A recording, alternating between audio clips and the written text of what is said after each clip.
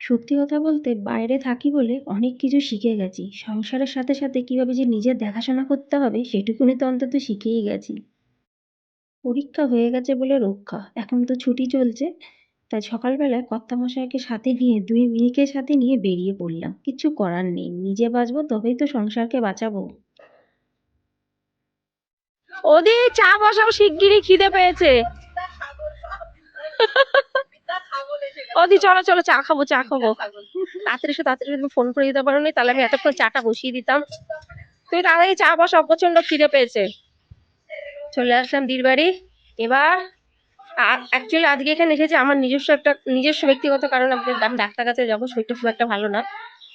একটু ডাক্তারখানায় যেতে হবে। তো ওই জন্য এখানে আসি। আর ডাক্তারখানায় দেখাতে গেলে এখানে থেকে ডাক্তার দেখানো তো সুবিধা। তো চলো কিছুক্ষণ এখানে থেকে তারপর চলে যাবো ডাক্তার কাছে।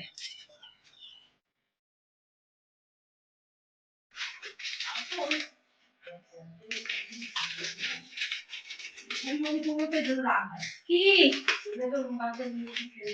ও কি খাবে আমি কি করে বলবো বলো? জানি না কেন আজকে প্রচণ্ড খিদে পেয়েছে। ওই জন্য চিল্লাতে চিল্লাতে দিকে বললাম, দি তাড়াহুড়ো করে চা বসিয়ে দিল। আমি আর দি বসে পড়েছি চা খেতে। আমার মেয়েরা কিন্তু এখনও কিচ্ছু খায়নি। দি আমার ছোটো মেয়ের কাছে জিজ্ঞাসা করছে, তোরা সকালে কী খাবি? তখন ও বলছে যে আন্টি তুমি আমাদেরকে ডিম দিয়ে পাউরুটি দিয়ে বানিয়ে দাও। আর ডিম পাউরুটি কিন্তু দি বেশ ভালো পারে। হসপিটালের টিকিট কাটা হয়ে গেছে। এই যে পাগল মতন হাসিস কেন রে? পাগলির মতন হাসছে আমার মেয়ে ছোটটা। হসপিটালের টিকিট কাটা হয়ে গেছে, একটু পরে বেরিয়ে পড়বো। চা বিস্কুট তো খাওয়া হয়ে গেলে, তোমরা দেখতে পেলে।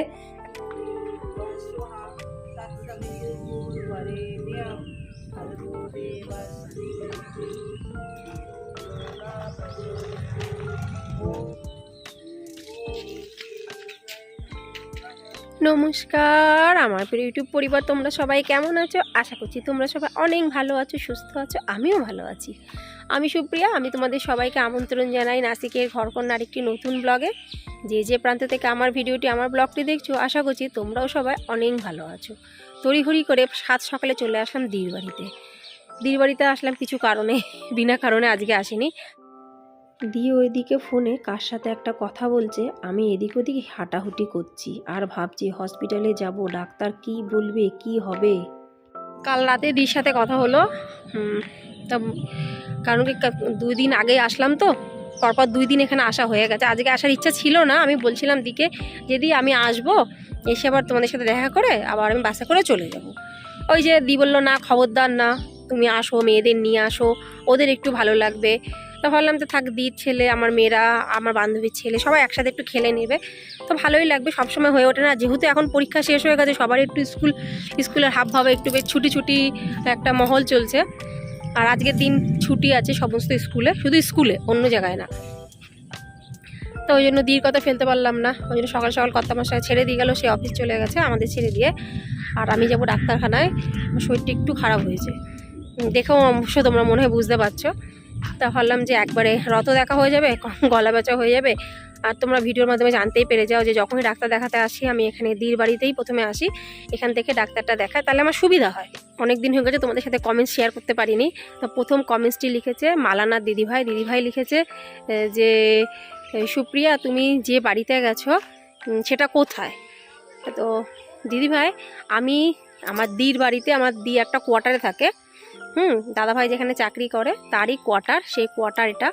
যদি বলি যে কোয়ার্টারটা অপূর্ব সুন্দর, সেটাও কম হয়ে যাবে। দারুণ কোয়ার্টার, এই দেখো। তো মালানা দিদিভাই কোয়ার্টারে থাকে, নিজস্ব বাড়ি না এটা। তো মনে হয় তুমি তোমার কোশ্চেনের অ্যান্সারটা পেয়ে গেছো। অসংখ্য ধন্যবাদ মালানা দিদিভাই, তুমি যে এত সুন্দর করে একটা আমার কাছে জানতে চেয়েছো। দ্বিতীয় কমেন্টসটি লিখেছে রুবিনা লাইফস্টাইল ব্লগ। রুবিনা বল লিখেছে, নাসিক দিদি তুমি যে ভিডিওগুলো বানাও সবসময় সময় হয়ে ওঠে না, কিন্তু যখনই সময় পাই তোমার ভিডিও দেখি। অসংখ্য ধন্যবাদ বোন। সব কিছু সবসময় সবার সময় হয়ে ওঠে না, আমারও সময় হয় না। সব কিছু সব কাজ একসাথে করার জন্য। কিন্তু তুমি যে মাঝে মধ্যে যখনই সময় পাও তখনই আমার ভিডিও দেখো, সুন্দর সুন্দর কমেন্টস লেখো, আর তার সাথে সাথে রুবিনা বল লিখেছে নাসিক দিদি তোমার ভিডিওগুলো আমার খুব ভালো লাগে, আর আমার নাম কিন্তু নাসিক দিদি। তো এই কথাটা আমার খুব ভালো লাগে, রুবিনা সবসময় আমাকে নাসিক দিদি বলেই ডাকে। আর যে বন্ধুরা আমার ভিডিও দেখে কমেন্টস করছে তাদেরকে অনেক ধন্যবাদ, অনেক ভালোবাসা। আর যারা শুধু ভিডিও দেখেছো তাদেরকেও অনেক অনেক ধন্যবাদ, অনেক অনেক ভালোবাসা। এই যে আমরা এখন সবাই মিলে যাচ্ছি যে যার জায়গায়। আমি যাব হসপিটালে, দিয়ে যাবে দির কাজে, আর এই 3টে বাচ্চা যাবে আমার বান্ধবীর ঘরে। প্লাস্টিকও লাগবে, যেটা আমাদের কাছে প্লাস্টিক ধরে দিবি, তেল লাগবে না। আন্টি বলবে যে আমি পাগল হয়ে যাচ্ছি 4 জন এক জায়গাতে। তাই জন্য আগে আমাদেরকে সিসিটিভি বন্ধ করে দিলে। দেখতেই পাচ্ছ, তোমরা তো জানো পার্মানেন্ট ড্রাইভার সবসময় আমাদের সাথে থাকে, গাড়িও পার্মানেন্ট, কোনো আমাদের অসুবিধা নেই, আমরা যেখানে সেখানে যেতে পারি। কিন্তু আপাতত যাচ্ছি হসপিটালে, আমাদের ওটাই বাপের বাড়ি, হসপিটালে যেতে হচ্ছে ড্রাইভারকে নিয়ে। দিন নামিয়ে দিল গাড়ির থেকে, এবার চলো হসপিটালে যাওয়া যাক। তাহলে দেখেছো, দেখতে পাচ্ছ এটা হলো হসপিটাল।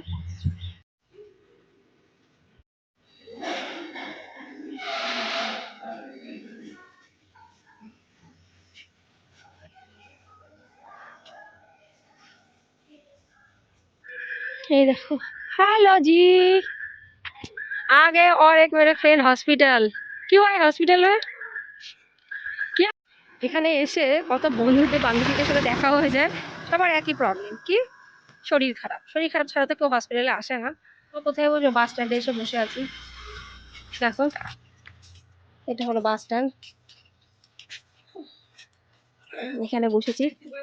বাসের জন্য কিন্তু বসিনি, দিয়ে আসবে, দিয়ে বলছিল হসপিটালে বসতে। হসপিটালে বসতে কি ইচ্ছা করে বলো? ওই জন্য আমি বাস স্ট্যান্ডে বসে আছি, লোকজন দেখছি, খোলা আকাশ। দি যে কাজ করতে এসেছিল সে কাজটা এখনো পুরো হয়নি, এদিকে রান্নাপত্র কিচ্ছু করা হয়নি। এখন ফটাফট, অন্তত আমার হসপিটালের কাজটা হয়ে গেছে। আমাকে কালকে নালে পরশু আবার আসতে হবে, অনেক টেস্টপত্র দিয়েছে, সে একদিনে তো হয় না। আর আমি যদি এই চা না খেয়ে আসতাম তাহলে হতো, আমি ভুলবশত চা বিস্কুট খেয়ে এসেছি না দিদির বাড়ির থেকে। ধীরে ধীরে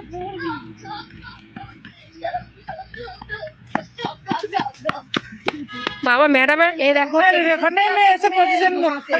এই হলো আমরা যেখানে প্রথমে থাকতাম, একদম প্রথম আমলের আমার উড়িয়া বান্ধবী। আমরা 4 জন টিমে ছিলাম, একটা আমি বেঙ্গলি, এ উড়িয়া, একজন সাউথের সত্তা, আর একজন দিল্লির সুনিতা।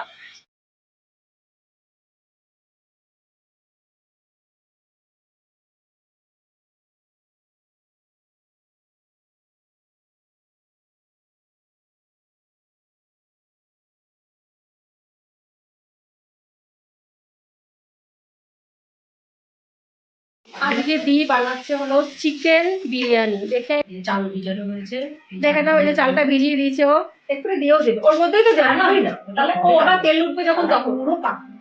আমি এইভাবে কোনো সময় বিরিয়ানি করিনি, কিন্তু মারাঠি স্টাইলে বিরিয়ানি এইভাবে করিনি, কিন্তু দেখে নিলাম। এই দেখো বন্ধুরা, আমার দিদির গাছে কলা হয়েছে, বাপ রে বাপ। इसका जो नीचे रहता है ना, क्या बोलते हो भैया आप लोग उसको? हम लोग मोचा बोलते हैं। वो क्या हुआ? वो निकल गया था पहले। अच्छा अच्छा, वो मैं बहुत पहले लेके जाती थी, लेकिन उसको बनाने के लिए बहुत टाइम लगता है, झंझट होता है। तो चुनने मीठा भी बहुत है ना, ये छोटा वाला भी ठहरा है। इसका कितना कॉस्ट है बाहर। देखो जो বন্ধুরা, এখন দাদা হলো গাছ থেকে কলার কাঁদি কেটে নিয়ে আসলো। মোচাটা অলরেডি আগে দিয়ে বানানো হয়ে গেছে, তো মোচা এখন নেই, কিন্তু কলাটা দেখতে পাচ্ছ কি বিশাল বড় কাঁদি। আর এর এখানে তো কলার পুরো ক্ষেত। একটা একটা পাখিতে খেয়ে নিয়েছে। একটা খেয়েছে, তা খাবে না? না না, একটু আর ওর ফেলে দেবো, ওটার জন্য খেতে যাবে না। তুমি বড্ড লোভা, এত গাছে আছে তাও তোমার লোভা ইয়ে হয় না। এই দেখো বাচ্চারা কি করছে, এখানে খেলা করছে। ছুটি, এখন কি করবে, কথা না বললেই নয় বন্ধুরা। দেখো আমি এখানে আসি, অনেকেই ভাবে আমার নিজের নিজের না, কিন্তু আমার নিজের না, কিন্তু নিজের থেকেও বেশি। আর আমার তো কোনো ভাই বোন কেউ নেই। দির এখানে এসে যে আমি আর আমার মেয়েরা যে ভালোবাসা পাই, যে মানে একটা মনের যে একটা টান, সেটা মানে উপরেরা এখানে পাঠিয়ে দিয়েছিল প্রথম থেকে, যে তুই ওইখানে যা নাসিকে, তোর এরকম একটা পাবি তুই। হ্যাঁ, ওই খাওয়া কলটা তুমি নিশ্চয়ই খেয়েছো, বারণ করলাম তোমাকে আমি, তুমি কথাটা শুনলে না। এটা হচ্ছে গিয়ে আমার ভগবানের ঠাকুর খাবে। আবার আমরা চলে আসলাম দুইজনে রান্নাঘরে। মাংস আর আলু পুরো মোটামুটি সিদ্ধ হয়েছে, পুরো সিদ্ধ হয়নি। আর এখন দিয়ে দিল বিরিয়ানির চালটা। এটা কিন্তু বিরিয়ানির চাল না, এটা ছোটো আতপ চাল, কিন্তু খেতে দারুণ লাগে। আর আরেকটা কথাও দি বললো, অনেক সময় হয় যে প্রায় বেশিরভাগ বাড়িতেই মাংস রান্নার যে একটা ঝোল বেঁচে যায় রাতের বেলার দিকে, তখন কিন্তু সেই ঝোলটা দি ফেলে না। দি কী করে, সেই ঝোলটা দিয়েও কিন্তু বিরিয়ানি বানাতে পারে। জল দিল, জলটাও কিন্তু মেপে দিল, এমনি আন্দাজে কিন্তু দিল না। বিরিয়ানি করতে 20 থেকে 25 মিনিট সময় লাগে। গ্যাসের যা অবস্থা, তো এই জিনিসটা এটাকে যেন কি বলে দি, ভুলে গেছি। ইন্ডাকশন দিদি অলরেডি শুরু করে দিই। হ্যাঁ, ও অলরেডি শুরু করে দিয়েছে দি, আর আমি এখনো ইউজ করিনি। এর থেকে শিখবো, শিখে আমি ঘরে গিয়ে আমিও ইউজ করব। ওরা খুলে খাবে কেন অত কিসে? তাহলে এখানে আনতে হবে, অন্য এই এদিকে আয়। বেড বেড এই দেখো আমরা এখন কি খেতে বলেছি, পেস্তা। আরিয়ানা, ওই দুটোকে নিয়ে আয় তো, একটু পেস্তা খাতো। আগে আর পরে দেখো হয়ে পুরো রেডি। বাবা এটা ধরো দি। এটা কিছু গরম হয় না। এই দেখে নাও, অদ্ভুত হয়েছে দেখতে। কেমন হয়েছে অবশ্যই একটু কমেন্টসে জানিও। এই দেখো উপর নিচে করে দিচ্ছে দি, এখন তলায় লাগিনি। পুরো বিরিয়ানি হয়ে রেডি, শুধু এখন খাওয়ার অপেক্ষায়। দেখো তুমি চিকেন দেখতেই। বিরিয়ানির সঙ্গে আর কিছু হচ্ছে না বলে ওই জন্য দি বসে পড়লো এখন পাঁপড় ভাজতে। আমি বললাম পাঁপড় ভাজতে হবে না, এমনি বিরিয়ানি আমরা খেয়ে ফেলবো। বলে কি, না না, বিরিয়ানির সাথে পাঁপড় ভাজা খেতে দারুণ লাগে। অনেকটা পাঁপড় ভাজা হয়ে গেল, এবার চলো ঝটপট আমরা খেতে বসি, বিরিয়ানির গন্ধে আর টিকতে পারছি না। দুপুরের খাওয়া দাওয়া হচ্ছে বিরিয়ানি আর পাঁপড় ভাজা। কিছু নেই বলে বিরিয়ানি হচ্ছে, আর কিছু থাকলে কি হতো আমার ভিডিও দেখে তো আমরা পুরনো ভিডিও দেখে জানতেই পারো। এই দেখো সব বসে পড়েছে। মাংস দি, মাংস। সত্যি বন্ধুরা, আমি তো অবশ্যই এইরকমভাবে বিরিয়ানি করবই করব। দারুণ লাগলো। এবার আমরা সবাই বসবো খেতে। তাহলে না, আমার যেতে ইচ্ছা করছে না, এখানেই কর। বেশি দূর আমি যাবো না, পা চটি নেই। সব কাজবাজ যা যা ছিল সব মিটে গেল, এবার যাচ্ছি আমি বাড়ির উদ্দেশ্যে। তাহলে বন্ধুরা, আজকে ভিডিওটি এখানে সমাপ্ত করছি। ভিডিওটি যদি ভালো লেগে থাকে অবশ্যই লাইক, সাবস্ক্রাইব, শেয়ার, কমেন্টস করে পাশে থেকো। আবার তোমাদের সঙ্গে দেখাবে পরবর্তী ব্লগে। ততক্ষণের জন্য নমস্কার।